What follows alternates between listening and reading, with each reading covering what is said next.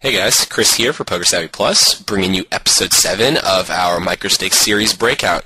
I want to wish everyone a happy new year, and yeah, look forward to 2009. So hopefully you enjoyed. If you watched the last video, what I did is I reviewed a bunch of member-submitted hand histories, and I think it overall went pretty well. And kind of after looking back at a lot of the hands I was submitted, it got me thinking to what this series really means and what I kind of want to help struggling or players trying to move out of the microstakes take away from this kind of whole series. So the video I came up with for video number 7, which I hope is going to be a pretty cool video, this video I've called The Big Pots Don't Matter. Let's just go ahead and jump in and I'll kind of explain what I mean as we go along.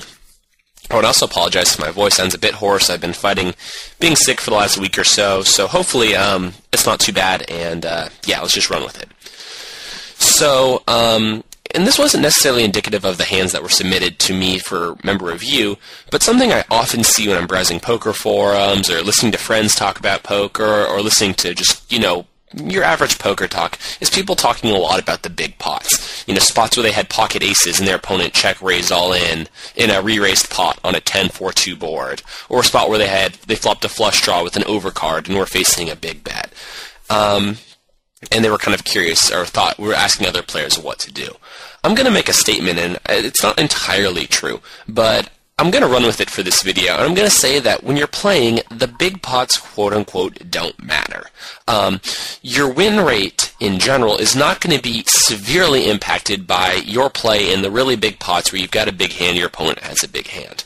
I'm going to kind of walk you through what I mean by this, and kind of bring you to the approach what we want to focus on in this video is, well, if the big pots don't matter, what does? So I'm going to go through a little PowerPoint presentation and kind of walk you through what I'm talking about. So let's go and get started right now.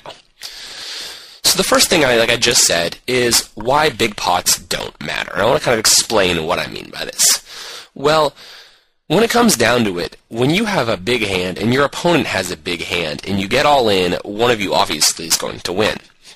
Now, in most of these spots, especially in like cooler spots, like when you get flop set over set, flush over flush, aces into kings pre-flop, even aces into queens or kings into queens pre-flop, these coolers are generally a zero-sum game. For those of you who don't know what that means, it basically means that in the long run, the very long term of your poker career, that these situations are going to balance out, and that overall your cooler spots are going to kind of you should be break even in the long run.